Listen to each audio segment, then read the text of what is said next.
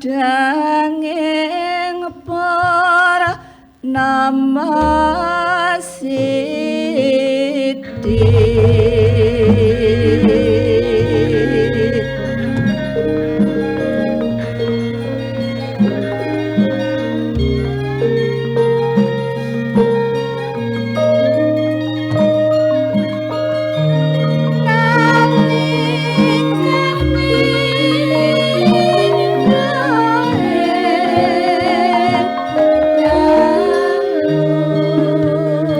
Bismillahirrahmanirrahim. Assalamualaikum warahmatullahi wabarakatuh.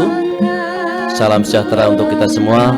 Om Swastiastu, Namo Buddhaya, salam kebajikan dan salam rahayu. Sahabat budaya perempat RRI Surakarta dan pemirsa RRI Net dimanapun Anda berada, jumpa lagi dengan tim kesenian RRI Surakarta dalam obrolan budaya. Berbagai tema telah kita bahas dalam pertemuan-pertemuan yang telah lalu, diantaranya tentang Keraton Surakarta, kemudian juga tentang budaya-budaya lain di sekitar Surakarta di Indonesia, termasuk diantaranya ada sekaten, ada museum keraton dan seterusnya. Namun kali ini saatnya kita akan membahas salah satu tema yang tidak kalah penting, yang merupakan bagian dari budaya Indonesia, yaitu tari bedoyo dan tari serimpi. Dan kali ini kami akan menghadirkan narasumber yang cukup kompeten dalam bidangnya. Beliau adalah Bapak Wahyu Santoso Prabowo, Eskar MS. Marilah kita ikuti bersama dialog kita dalam obrolan budaya kali ini. Selamat mengikuti.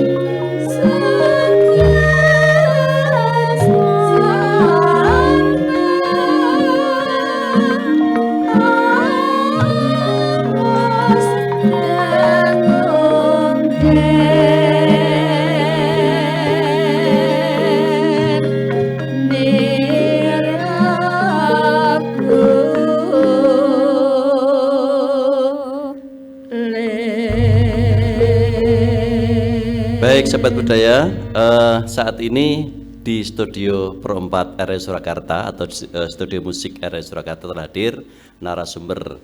Beliau adalah Bapak Wahyu Santoso Prabowo, Eskar MS. Sugeng dalu Pak Wahyu. Sugeng dalu Mas. Kados pundi kabaripun? Alhamdulillah. Alhamdulillah sehat selalu. Sahabat budaya, Pak Wahyu ini merupakan salah satu dari guru kami. Jadi beliau adalah senior kami yang pertama-tama mengajarkan tentang seni, terutama tari, kemudian tembang dan seterusnya. Beliau adalah pakar tari dari ISI Surakarta atau Institut Seni Indonesia Surakarta, yang dulu berawal dari ASKI, Akademi Seni Kerawatan Indonesia, kemudian meningkat status menjadi Sekolah Tinggi Seni Indonesia, dan kali ini menjadi Institut Seni Indonesia Surakarta, dan beliau adalah salah satu pakar di bidang seni tari. Pak Wahyu, untuk kesempatan kali ini kita akan membahas tema tentang mengenal lebih dekat tari bedoyo dan serimpi. Nah, untuk lebih jelasnya, mungkin sebagai pancingan awal dari dialog kita atau obrolan kita, mohon dijelaskan tentang sebetulnya tari bedoyo atau serimpi itu apakah berbeda atau seperti apa, Pak Wahyu? Monggo. Terima kasih atas pertanyaannya. Yeah. Jadi di dalam keraton Jawa, Keraton Kasunanan Surakarta, kemudian Keraton Kasultanan Yogyakarta, kemudian Pakualaman dan Puro Mangkunegaran itu semua itu ada genre tari yang disebut bedoyo dan serimpi. Artinya dalam hal ini adalah tari-tari ini memang menjadi salah satu kekuatan budaya, terutama budaya keraton. Dan tentu ini ada perbedaan. Antara bedoyo dengan serimpi. Antara bedoyo dan serimpi. Perbedaannya yang signifikan apa, Pak Wahyu? Kalau bedoyo itu yang di Keraton Kasunanan maupun di Keraton Kasultanan Yogyakarta itu jumlah penarinya 9 orang. 9 orang. Itu di Kasunanan dan di Kasultanan. Kasunanan Surakarta di Kasultanan Yogyakarta. Kalau yang di Puro Mangkunegaran dan Pakualaman Yang di Puro Mangkunegaran dan Puro Pakualaman itu jumlah penarinya 7 orang.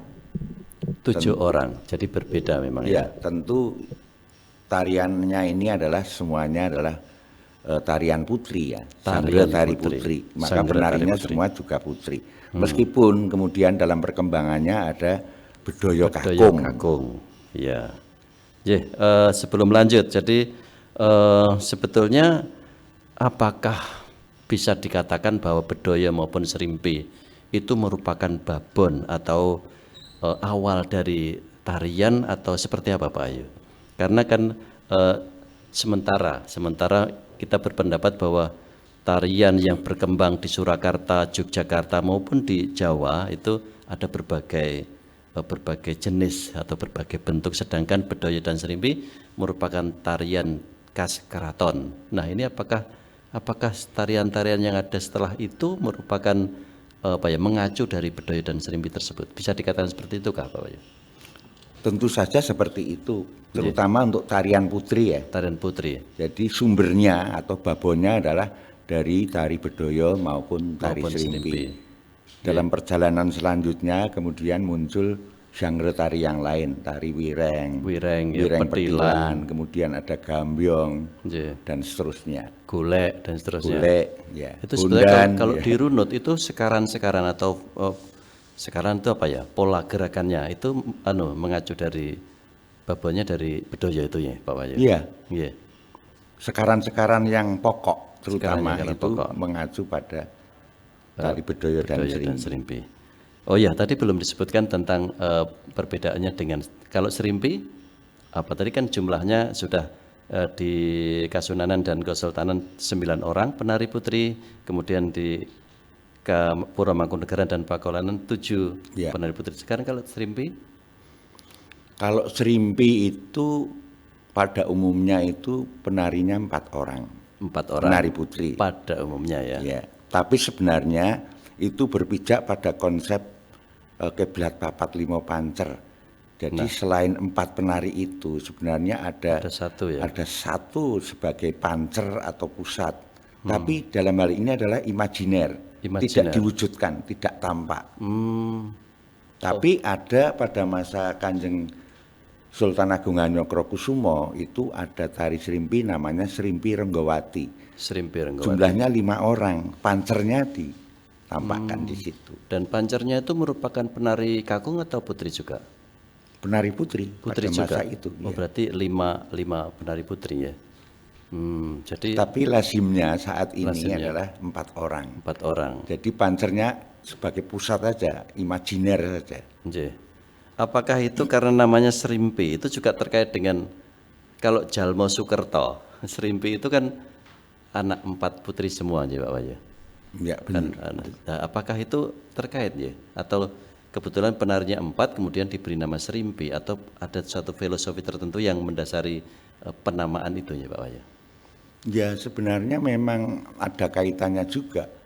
Dari serimpi itu dari kata sarimpi. Sarimpi. Sarimpi itu adalah putra-putri yang ya putri ya, Nggih putri. jumlahnya 4. Jumlahnya 4. Ya. Nggih. Tapi kemudian serimpi itu juga dari kata Sri Impi. Sri Impi artinya Sri itu raja, Nggih. impi itu impian, pangimpen. cita-cita, harapan Hmm. Oh, ternyata yang ada. akan terwujud. Gitu. Jadi ada semacam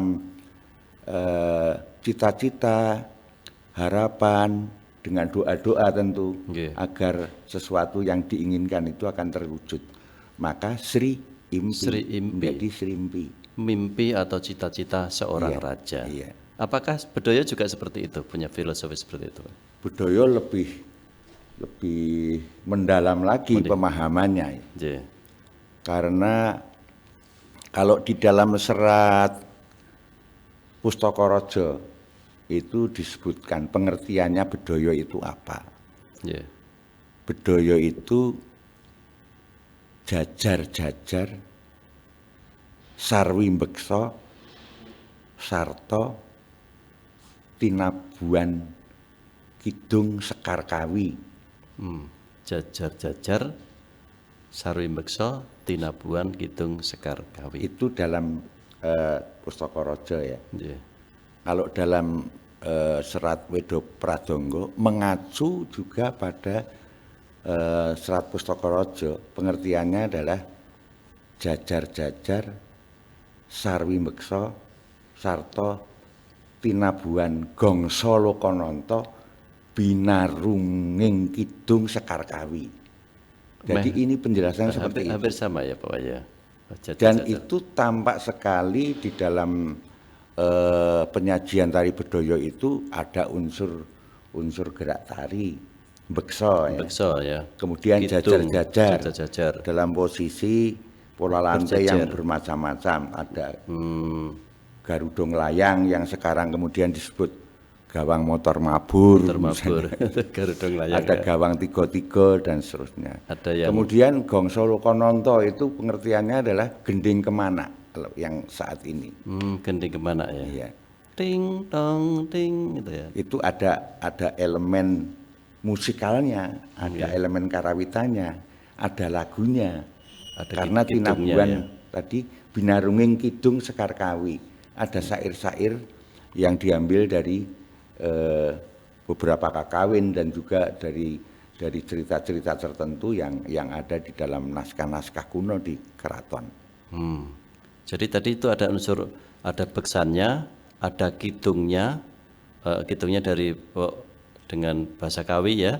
Mungkin tentu saja mungkin tidak sesederhana itu di dalam olah Kawi itu pun banyak sekali unsur-unsur di dalamnya yang merupakan nilai-nilai tertentu ya Pak Wahyu. Iya, betul.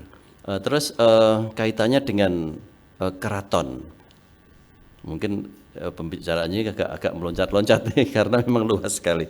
Kalau di keraton timbulnya tari bedoyo atau serimpi yang sementara ini dianggap agak setara ya, sama-sama tari putri yang merupakan tarian sakral di keraton itu, mula bukanya itu seperti apa ya Pak? Awalnya seperti apa sehingga muncul seperti itu?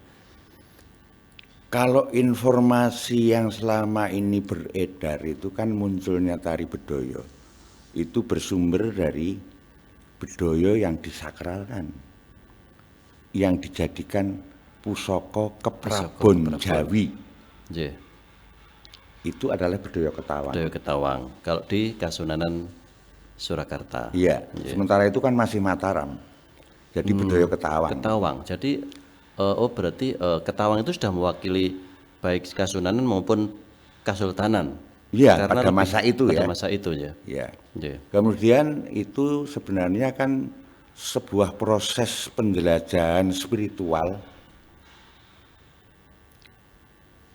terutama dalam budaya Jawa, termasuk keluarga keraton ya. Yeah. Penjelajahan spiritual artinya itu juga dengan doa-doa untuk kepentingan kemajuan kerajaan, kesejahteraan kerajaan Mataram. Yeah. Dan itu memang terinspirasi dari mitos-mitos Jawa yang sesungguhnya memang menjadi penting ya. Jadi ketika Kanjeng Sultan Agung itu meditasi, itu kemudian ada semacam atau mendengar suara-suara dari langit, suara-suara alam itu. Yeah. Ada suara dari mungkin dari binatang-binatang, dari burung-burung dan seterusnya. Kemudian pada pagi harinya itu Kanjeng Sultan Agung itu kemudian mengundang Nayaka Wolu. Nayaka Wolu di Kanjeng Sultan Agung ya, bukan Iya. Panembahan Senopati. Jadi Bukan, terah berikutnya bukan. Kanjeng Sultan Agung ya. Jadi setelah mengundang Nayaka Wolu, 8 pejabat istana itu kemudian menceritakan pengalaman beliau ketika meditasi itu, kemudian dari pembicaraan dengan para Nayaka Wolu itu maka terciptalah bedoyo Ketawang itu. Bedoyo Ketawang. Jadi berawal dari aspek karawitannya dulu, aspek musikalnya dulu. Musikalnya dulu. Jadi hasil dari meditasi kemudian mendengarkan suara-suara itu tadi. Ya, kemudian terus muncullah setelah ada gendingnya, karawitannya itu, maka muncullah kemudian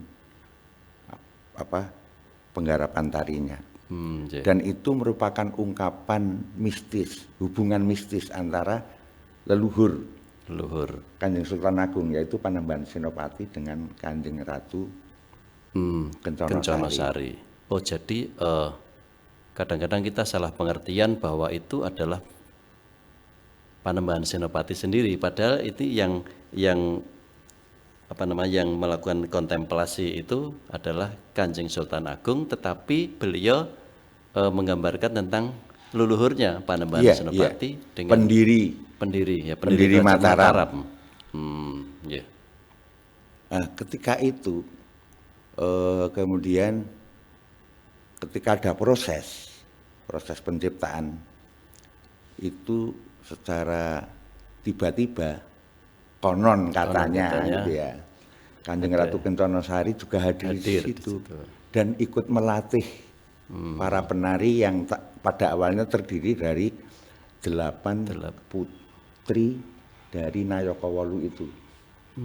Dan yang satu putri dari Patih Dalem. Jadi ada 9 orang. Nah, ketika itu juga konon katanya saat proses itu Kanjeng Sunan Kalijaga juga hadir. Dan justru kemudian memberikan istilahnya mengajukan pemikiran atau pendapat bahwa tari Bedoyo Ketawang ini harus dipertahankan sebagai pusaka keprabon Jawa, Kerajaan Jawa. Pusaka keprabon Kerajaan Jawa yang senantiasa sampai saat ini itu ketika ulang tahun penobatan Raja Jumenengan itu ulang tahun penobatan, selalu ada tari Bedoyo Ketawang. Yeah. Dan sebenarnya pada masa lalu Bedoyo Ketawang itu bukan pertunjukan, bukan untuk hiburan atau apa, tapi semua itu adalah penjelajahan spiritual, itu adalah doa. Jadi sinuwun lenggah di singgasana yang hadir juga datang, ada penari Bedoyo yang menari, semua diam, semua memanjatkan doa untuk kepentingan kerajaan, kemakmuran kerajaan, kemakmuran rakyatnya, dan juga kelanggengan dinastinya. Dinasti Mataram. Seperti itu. Seperti Dahsyat itu. sekali. Dan menurut itu informasi yang beredar sekarang. Yeah. Tapi kalau kita runut secara historis, itu Bedoyo atau Sangretari Bedoyo itu sebelum Kerajaan Mataram itu sudah ada. Sebelum Mataram sudah ada. Majapahit misalnya. Iya. Yeah. Pokoknya sebelum Mataram ya. Yeah. Itu ada ada kitab namanya Jana Sidanta. Itu menyebutkan bahwa seorang raja harus memiliki 8 sakti. 8 sakti. Hasta sakti. Salah satunya Bedoyo itu. Terus 7 yang Salah lain. 2. Salah 2, Bedoyo dan namanya pada masa itu tertulis adalah Badia. Badia. Baddhya.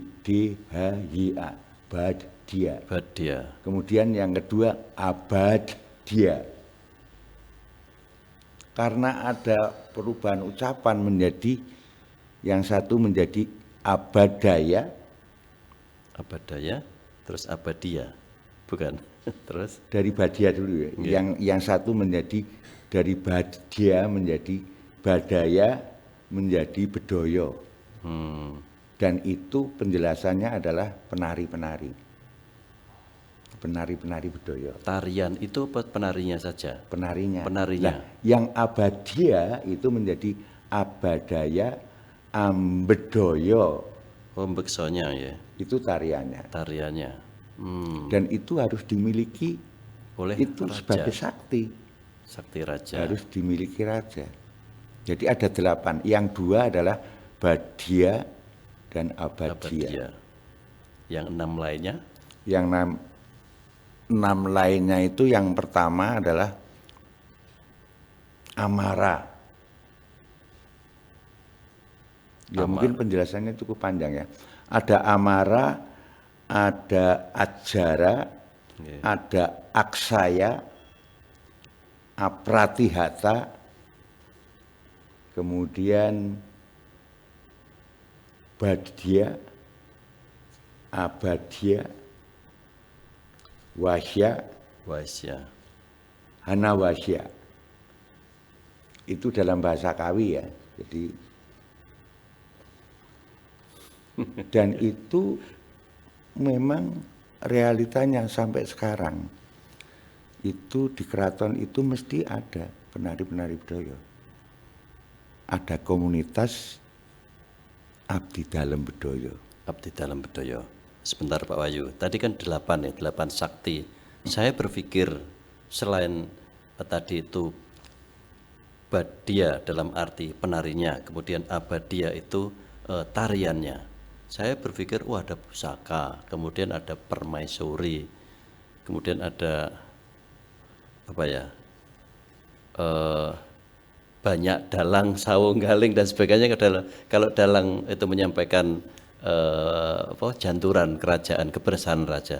Apakah itu Pak Wahyu? Di antara yang kita tadi sebutkan ada banyak hal tadi, ada Waisya, ada Hanawaya, Agra, Amara.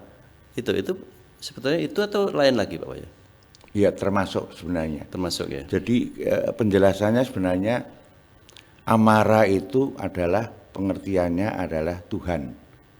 Artinya raja di sini harus posisinya mendudukkan diri sebagai wakil Tuhan. Wakil Tuhan. Itu Amara. Ajara itu pengertiannya itu kalau kita terjemahkan itu tidak dipengaruhi hari tua. Maksudnya bukan rajanya terus menerus sampai tua menjadi raja, tapi bagaimana seorang raja itu mampu menjaga kelestarian dinastinya. Maka berarti keturunannya itu harus terjaga itu. Yeah. Jadi pengertiannya tidak dipengaruhi hari tua itu. Ajara itu. Muda terus padahal maksudnya bukan adalah keturunannya bukan seperti itu. Jadi lestari. Menjaga eksistensi dinastinya. Yeah. Agar kerajaannya tetap eksis. Yeah. Kemudian yang Aksaya ini adalah terkait dengan pusaka-pusaka tadi. Oh, nggih. Pengertian Aksaya itu sebenarnya biji-bijian pengertiannya. Bangsa biji-biji yang aromanya wangi, kadang untuk dupa dan seterusnya. Tapi juga ada biji-biji yang dibentuk menjadi kayak tasbih, itu bisa digunakan sebagai senjata, sebagai pusaka. Jadi termasuk pusaka ya. Ada pusaka-pusaka yang lain. Pusaka-pusaka. Kalau Pratihata itu pengertiannya itu pancaran sinar. Jadi raja juga harus berwibawa, memancarkan aura gitu. Dan itu menjadi saktinya raja. Kalau seorang raja tidak punya aura yang mawatejo itu ya tentu sumunar kurang mawatejo. Berarti ya. Kurang. Ya, kurang. Itu Pratihata. Kemudian tadi Badia dan Abadia. Kemudian Wasya itu ya punya rakyat. Rakyat itu menjadi salah satu sakti raja, karena kalau nggak punya rakyat ya yang dipimpin siapa? Kawulonya ya. Nggak akan jadi raja. Jadi ada pengakuan dari rakyat. Okay. Kemudian yang terakhir Hanawasya itu orang-orang khusus yang itu juga harus diperhatikan oleh seorang raja, sehingga itu menjadi salah satu sakti raja. Misalnya orang-orang yang albino, Ya, orang yang kecil, orang kerdil. yang kecil, Ya, terus orang yang tunanetra dan Ya. seterusnya. Itu juga menjadi salah bagian satu dari sakti sakti raja. raja. Nggih, baik. Kita melebar ke sakti raja ternyata ya Pak Wahyu. Tapi di antara sakti raja yang 8 itu adalah Bedoyo. Nah, kemudian kita kembali ke Bedoyo. Jadi artinya Bedoyo itu memiliki filosofi yang sungguh besar bagi kedudukan seorang raja. Bahkan Pak Wahyu penelitiannya juga apa itu legitimasi tari Bedoyo Anglir Mendung di bagi Puro Puro Mangkunegaran. Itu berarti artinya eh, itu juga menyangkut dengan yang sudah kita bicarakan bahwa kedudukan fungsi tari Bedoyo itu merupakan salah satu legitimasi seorang raja. Nggih. Tidak akan berpanjang ke situ Pak Wahyu. Mungkin sederhana saja supaya sahabat budaya dan masyarakat bisa memahami juga.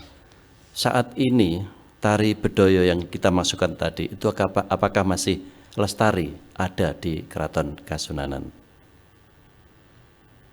Masih ada menurut saya. Masih ada ya. Yang masih jelas ada. untuk penobatan raja mesti. Nggih. Bedoyo Ketawang. Itu Bedoyo Bedoyo Ketawang itu menjadi sumber Bedoyo yang lain ya.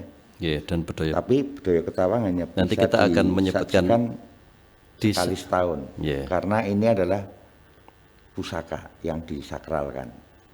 Jadi sahabat budaya, informasi yang kami terima bahwa Bedoyo Ketawang itu memang hanya disajikan saat penobatan, ulang tahun penobatan raja, artinya setahun sekali disajikan. Dan di antara itu ada geladi-geladi Bedoyo Ketawang di hari Anggoro Kasih. Anggoro Kasih itu Selasa Kliwon ya. Anggoro itu Selasa Kasih Kliwon, Selasa Kliwon. Jadi hanya 35 hari sekali latihan atau geladi, dan itu tidak merupakan pentas. Sedangkan pergelaran yang sesungguhnya itu setahun sekali saat ulang tahun penobatan raja. Demikian juga untuk Puro Mangkunegaran, Bedoyo Anglir Mendung. Iya. Itu juga untuk penobatan raja hanya disajikan 1 tahun sekali.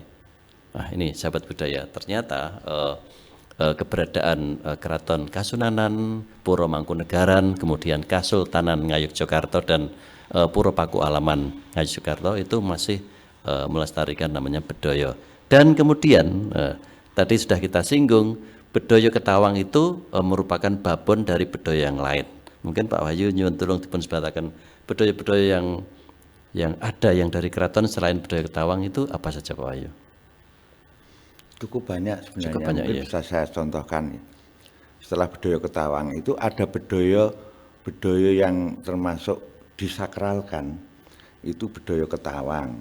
Yeah. Kemudian Bedoyo Anglir Mendung. Anglir Mendung di Puro Mangkunegaran. Yeah. Bedoyo Semang. Bedoyo Semang di Jogja ya. Jogja. Terus ada Bedoyo Gadung Melati. Bedoyo Gadung Melati. Itu pada masa Kartosuro. Konon katanya informasinya seperti itu. Sudah Tapi sudah digarap lagi atau belum Pak? Belum ya. Itu 4 Bedoyo yang disakralkan. Kemudian Bedoyo yang bisa dipertunjukkan kapanpun. Yeah. Itu ada Bedoyo Pangkur, Bedoyo Durodasih, Bedoyo Lolo, Bedoyo Kabor, Bedoyo Sukoharjo. Yeah.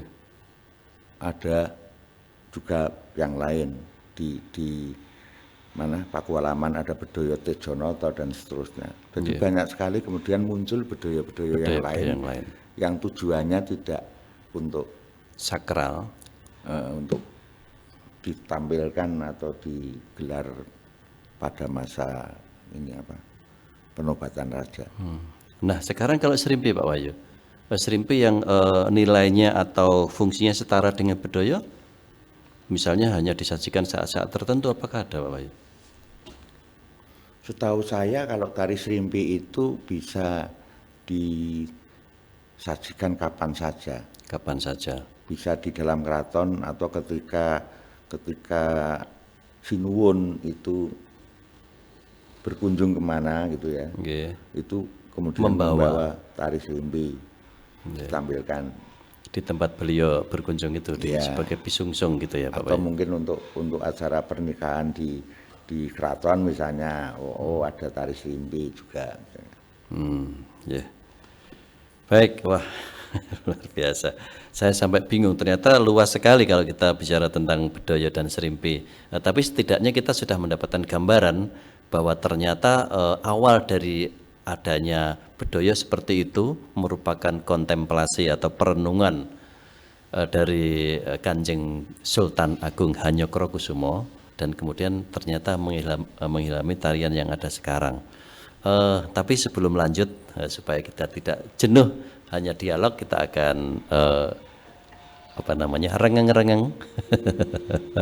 Pak Wahyu telah membuatkan syair saya, tetapi itu konon katanya salah satu syair dari Serat Sastro Gending.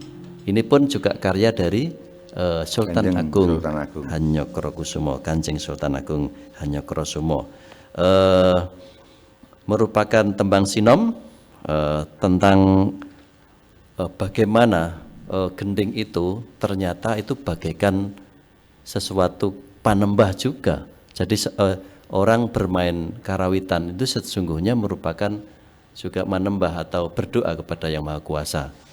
Diibaratkan kalau gendingnya bubra itu batal sholatnya. Itu tertera di dalam tembang yang kita bawakan. Jadi betapa teman-teman pengerawit ini antara kendang, kemudian bonang, saron, demung, gambang, gender dan seterusnya ini harus bersinergi, harus membuat harmoni tertentu. Kalau salah satu di antara itu ada yang tidak konsentrasi dan membuat gending itu tidak harmonis, itu batal sholatnya.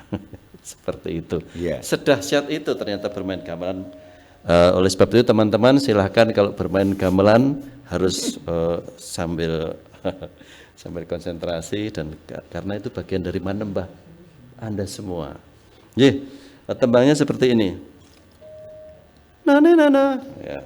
Saya dulu ya Pak Wahyu, mari penyanyi lajeng. Monggo. Ya. Santai ini. Pramila gendeng yen bubra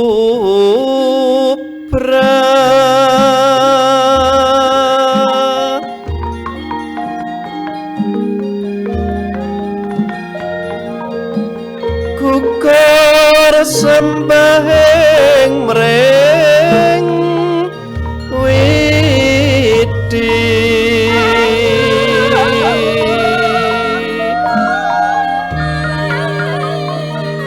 batal wisesaning sholat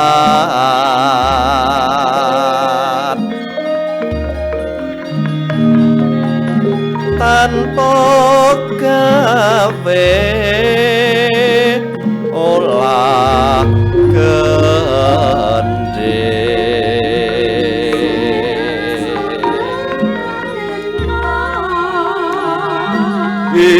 Ingaran olah gending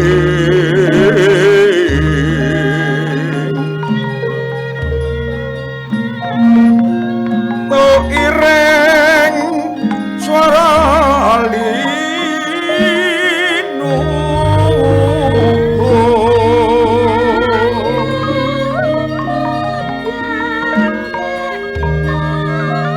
memuji asma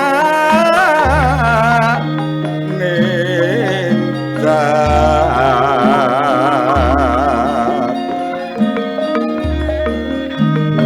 swara saking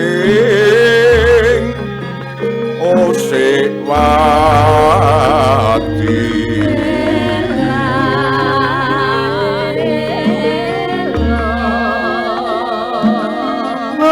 Asik mulya wata ring cip tosu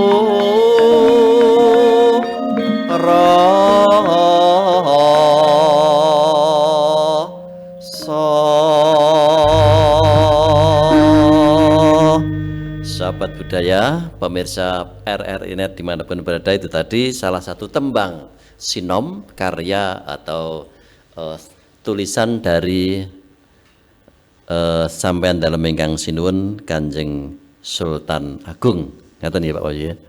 Merupakan yang tertulis dalam serat sastra gending, tentu saja itu merupakan serat yang isinya berbagai macam syair-syair yang mendasari kita semua dalam berkesenian, terutama ada di antaranya ya kaidah-kaidah tentang berkarawitan, menari atau olah swara dan seterusnya. Mungkin suatu ketika akan kita bahas dalam kesempatan yang akan datang. Dan melanjutkan tentang mengenal lebih dekat bedoyo dan serimpi, tari bedoyo serimpi. Tadi sudah kita bahas tentang awal mula dan kemudian serimpi-serimpi yang ada di keraton. Sekarang kita akan menginjak pada bedoyo dan serimpi yang sekarang terjadi di dalam masyarakat, baik di mungkin di pawiyatan atau sekolah-sekolah seni atau apa. Mungkin Pak Wahyu bisa memberikan penjelasan tentang perkembangan bedoyo dan serimpi saat ini seperti apa Pak Wahyu? Terima kasih. Jadi sebelum saya menjelaskan perkembangan tari bedoyo maupun serimpi, saya kira perlu saya jelaskan juga bahwa angka 9 itu sebenarnya itu menjadi penting ya. Menjadi penting ya, angka 9, jumlah 9 dalam bedoyo ya. Ya, karena tari bedoyo meskipun jumlahnya 9, sebenarnya itu merupakan simbol dari manusia seutuhnya. Maka nama-nama penari jumlah 9 itu bermacam-macam. Ada Batak. Batak itu digambarkan itu sebagai kepala yang di dalamnya adalah ada pikiran-pikiran dan lain-lain. Kemudian Gulu. Kemudian Dodo. Batak, Gulu, Dodo. Buncit. Gulu itu juga simbol dari leher yang tentu ini adalah metafor dari nafsu-nafsu dari manusia. Kalau manusia pengennya makan banyak terus, minum banyak terus, kan lewat ini. Lewatnya Gulu atau leher. Itu artinya luamah. Gitu loh. Yang ini mutmainah. Kepala yang tadi yang Batak tadi mutmainah. Yang menuju ke hal-hal yang baik, hal-hal yang suci. Gulu tadi metafor dari nafsu luamah. Termasuk metafornya memakan haknya orang lain. Itu gulu ya. Dodo itu amarah. Yang setiap manusia itu memiliki. Maka ketika kita marah, tentu yang bergetar adalah dada. Dodo bang mawe ngomongis lirikin netap. Itu disimbolkan juga dalam pedalangan. Monggo Pak Wahyu. Ada. Dodo muntap. Monggo Pak Wahyu. Dodo. Oh iya, ini mewarnai obrolan budaya kita sebelum Pak Edi nanti. Monggo Pak Wahyu. Dodo muntap. Dodo muntap. Lirik kinetap Dodo bang mawingo-wingo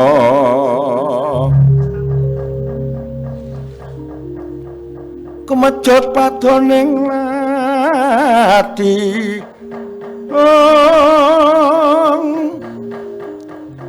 krok-krok kanang waca netra kocak undarandir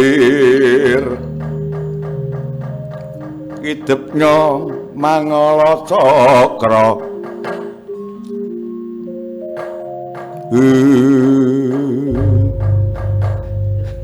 enggak pas ya. Luar biasa nih. Ya ini spontan jadi mungkin agak tidak pas itu. Ya. Wah, terima kasih sekali Pak Wahyu, ini luar biasa. Pak Wahyu ini gudangnya ilmu pengetahuan, dan jadi kami ini sebetulnya merupakan cantrik dari Pak Wahyu yang mengidolakan Pak Wahyu baik dalam kepenarian, kemudian keilmuan, olah tembang dan seterusnya. Jadi mudah-mudahan hadir di dalam obrolan beliau tidak hanya sekali ini, tapi nanti akan kita aturi lagi di kesempatan yang akan datang. Tadi sampai ke Dodo. Dodo itu penggambaran dari nafsu amarah. Jadi kalau kita sedang marah itu sing jantungnya sing deg-degan, nah itu digambarkan dari dalam odo-odo itu dodo bang mawengo-wengo dan seterusnya, netoro kocak ngundarandir, idepnya mangolo cokro, wadananiro beranang lir kembang warawari, itu merah membara dan seterusnya. Itu mulainya dari dodo sini. Kemudian Pak Wahyu, buncit, Batak, Gulu, dodo, buncit. Itu kalau dalam tadi terkait dengan tadi ya, dalam Islam itu supiah. Supiah.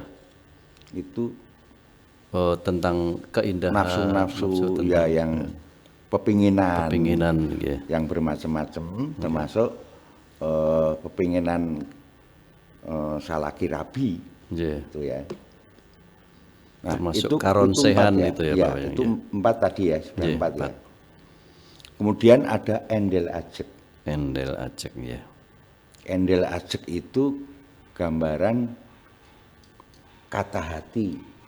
Kata hati. Jadi maka kalau dalam tari bedoyo, kalau penari yang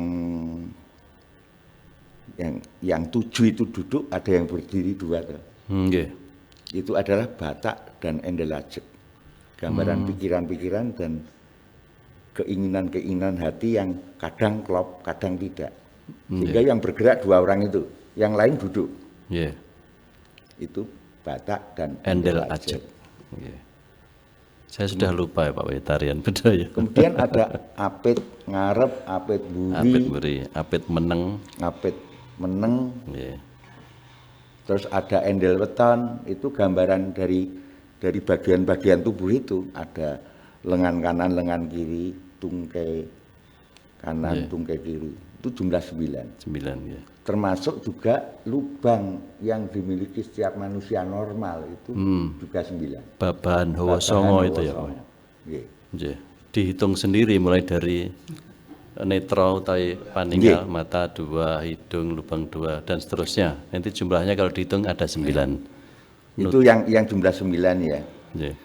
Yang jumlah 7 sama sebenarnya, cuma kalau apit ngarep, apit buri itu diwakili 1 saja. Diwakili 1. Dan itu ada tujuannya juga. Kenapa kok pitu?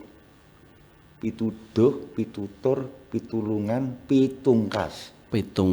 Jadi ada harapan-harapan macam itu. Pitungkas, pituduh itu adalah petunjuk, pitungkas itu weling atau pesan. Para kita pitulungan, pertolongan, pitu filosofi itu luar biasa. Ya, itu tadi filosofi atau jumlah dari tari bedoyo berjumlah 9 ternyata tidak sekedar jumlah tetapi memiliki makna yang dalam, bahkan 7 juga seperti itu. Ya. Yang menginjak ke ini Pak Wahyu, yang perkembangan ya.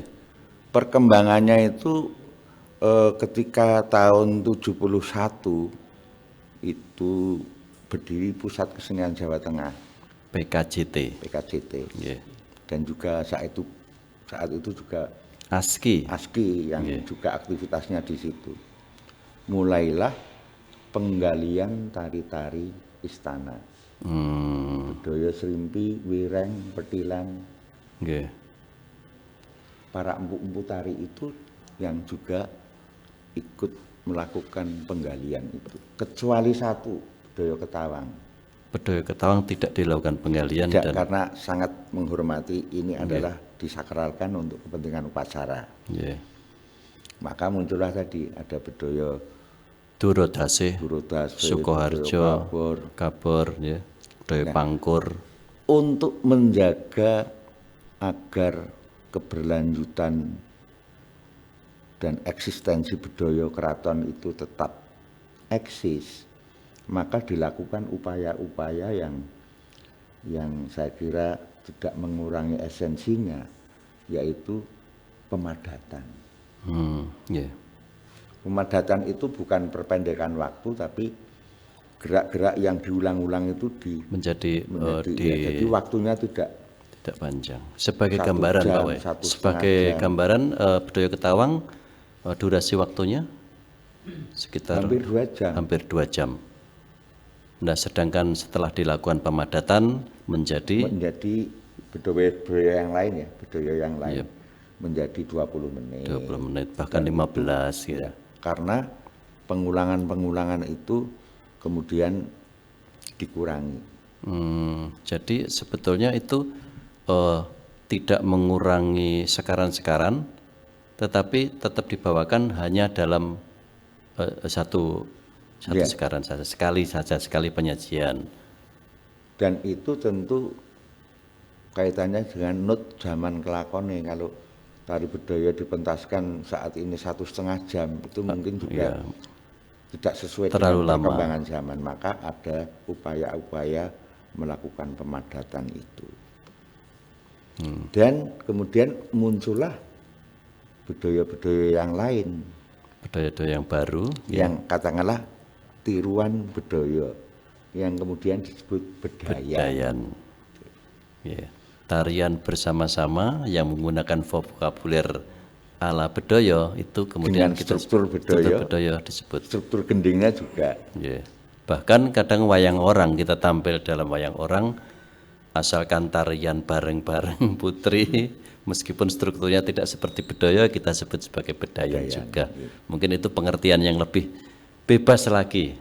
Ngaten. Ya, tentu saja ini sesuatu yang positif karena untuk menjaga keberlanjutan dan eksistensi Ya.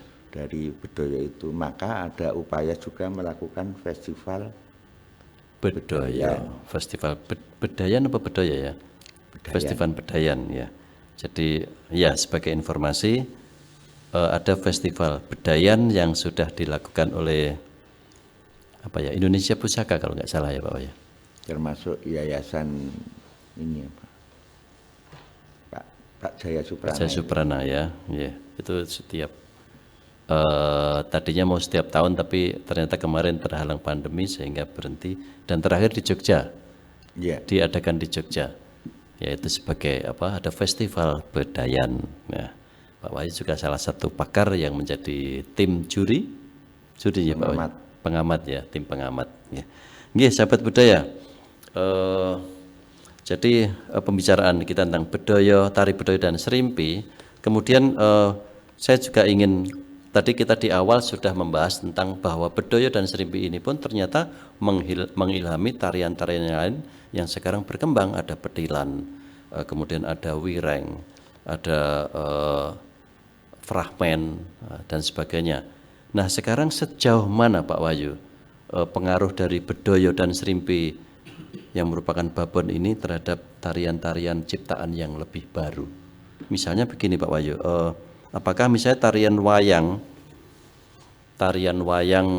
yang kita bawakan yang merupakan sekaran-sekaran, ada kiprahan, ada gandrungan, itu juga sebetulnya kita runut apakah bisa dikatakan bahwa itu juga berasal dari bedaya?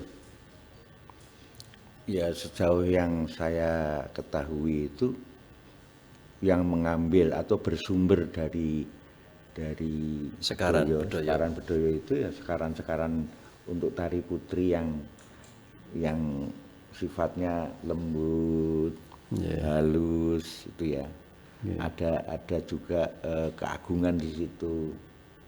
Misalnya bedayan lah, contoh bedayan adegan, misalnya adegan di mana?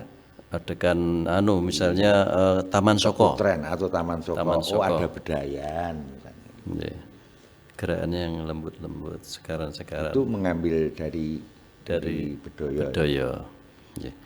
Kalau kayak kiprahan dan lain sebagainya itu berbeda lagi. Berbeda lagi ya, berarti kalau dirunut tidak menemukan bahwa sekaran kiprahan itu juga dari situ. Kalau bukan. Itu sumbernya adalah Wayang Wong Pendapan. Kalau untuk Wayang Wong ya.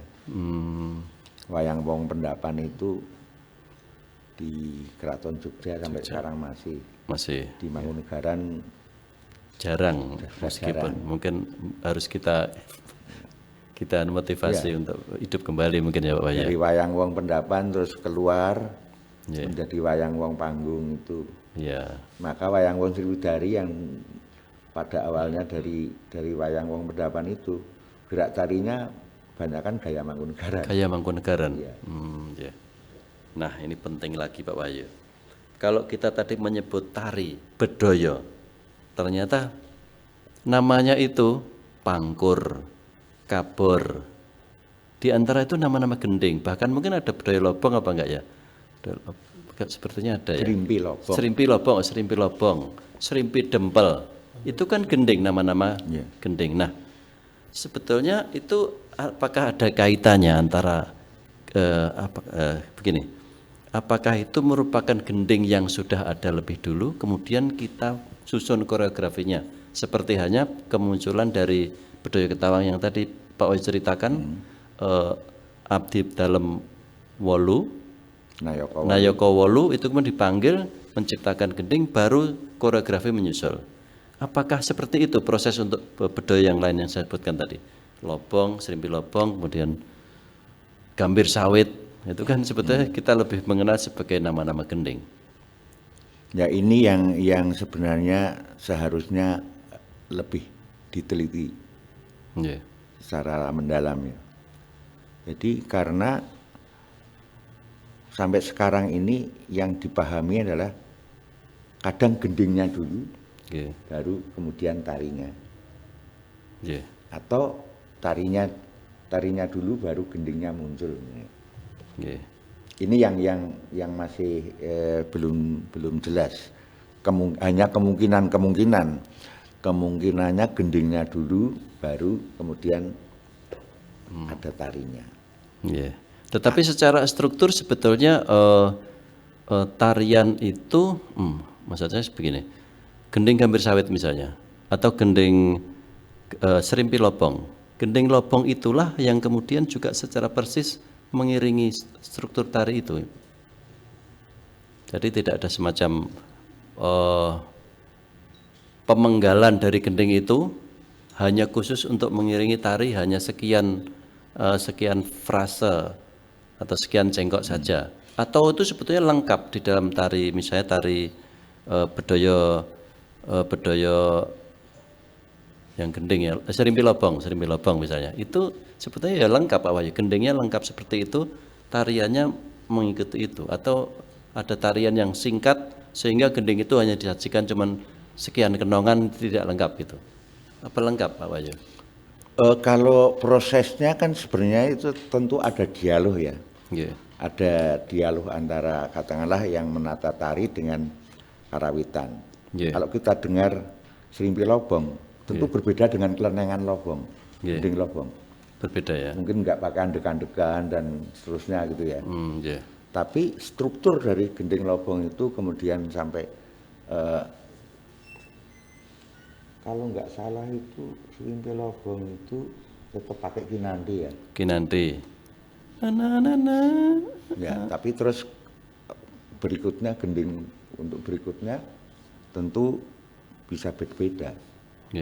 Tapi struktur gendingnya itu mengikuti struktur tarinya, jadi tidak strukturnya seperti dalam kelenengan. Baik, itu sudah terjawab berarti Pak Wahyu. Sudah terjawab apa yang saya angan-angan. Jadi artinya memang tidak bisa disamakan antara gending lobong yang digunakan sebagai gending tari dengan gending lobong yang pure sebagai sajian musik karawitan. Memang beda, ada andek-andekannya. Kalau untuk serimpi lobong kan merongnya ada lagunya, ada tadi kidungnya. Ada kidungnya. Nyanyiannya tadi. Nah, itu juga berlaku untuk gending-gending beksan yang lainnya seperti itu. Jadi ada suatu dialog yang mengerucut antara koreografer dengan penata gendingnya. Ini ya, yang seperti terakhir. serimpi gambir sawit itu merongnya juga ada lagunya, lagu bedayan. Terakhir Pak Wahyu, Pak Wahyu kan salah satu komposer atau penata musik untuk Bedoyo Kakung, Dirodometo dan Sukopratomo, karya Dr. Daryono ya, Pak Daryono. Ini sedikit cerita tentang itu menjelang sebelum dialog kita berakhir Pak Wahyu. Sedikit saja gambaran tentang Bedoyo itu, kenapa tadinya putri, kemudian ada kakung, dan itu Bedoyo Senopaten Mangkunegaran. Ya, jadi dari beberapa referensi itu, terutama di Mangkunegaran, itu memang ada Bedoyo kakung Ya. yang ditarikan oleh 7 orang penari laki-laki. Tapi tariannya enggak putri, tariannya Tarian yo kakung, alusan. Alusan. Itu informasi itu menjadi penting. Nah, karena itu tinggal nama, tari bedaya Senopaten Dirodometo dan Sukopratomo. Tari bedaya Senopaten Sukopratomo. Karena itu informasinya hanya nama dan selain nama juga peristiwanya apa. Bedaya Dirodometo itu ketika perang Pangeran Sambernyawa di hutan Sitokepyak Selatan Rembang, di dalam kepungan pasukan Belanda, dan banyak para prajuritnya Raden Mas Said itu yang juga gugur, tapi komandan Belanda ada 2 yang juga gugur di situ. Nah, untuk mengenang peristiwa bersejarah itu, Pangeran Sambernyawa itu kemudian menciptakan monumen yang wujudnya adalah tari, yaitu bedaya Senopaten Dirodometo. Tinggal nama, informasi seperti itu. Dan kemudian maka ketika melakukan rekonstruksi, tentu kemudian berdasarkan interpretasi dan imajinasi yang melakukan rekonstruksi. Kebetulan di dalam bedaya Dirodometo itu ada gending ladrang Dirodometo. Maka itu saya gunakan. Salah satunya, tapi untuk bentuk yang gending kemanaknya tentu berbeda ya. Berbeda ya. Saya hanya mengambil naskah-naskah syair-syairnya atau cakepannya aja. Tapi gendingnya menjadi baru yang kemana. Nah, ladrang Dirodometonya itu yang biasanya digunakan untuk gending wayangan. Wayangan ya. Ada sindenanya. Saya buatkan syairnya untuk apa? Agar menjadi rasa bedayanya itu bisa muncul ya. Contohnya seperti itu. Baik, terima kasih Pak Wahyu. Ternyata perjumpaan kita di dalam obrolan budaya kali ini mungkin waktunya sudah habis, namun banyak sekali yang kita dapatkan dari pembicaraan kita di pagi hari ini tentang mengenal lebih dekat bedaya dan serimpi yang ternyata bedaya masa lalu sudah berkembang sampai sekarang menurut zaman yang ada atau not zaman kelakone, baik secara waktu, kemudian juga kreativitas, dan yang terakhir tadi bedaya Dirodometo sebetulnya bukan merupakan kreativitas yang betul-betul baru, tetapi ada acuan masa lampau yang menggiring koreografer maupun komposer untuk membuat tarian yang baru tersebut. Jadi bukan yang pure baru, ternyata bedaya yang kakung itu juga ada. Dengan demikian jumpa kita di obrolan budaya kali ini sudah cukup, dan terima kasih atas perhatian sahabat budaya dan pemirsa RNet dimanapun berada. Terima kasih Pak Wahyu Santoso Prabowo untuk ilmunya. Setiap saat kami akan mendudah ilmu dari Pak Wahyu. Semoga kita bisa berjumpa dalam kesempatan yang akan datang dan pembahasan yang lebih penting lagi untuk sebagai wujud cinta kita pada seni budaya Indonesia. Demikian, terima kasih. Saya Ali Marsudi. Assalamualaikum warahmatullahi wabarakatuh.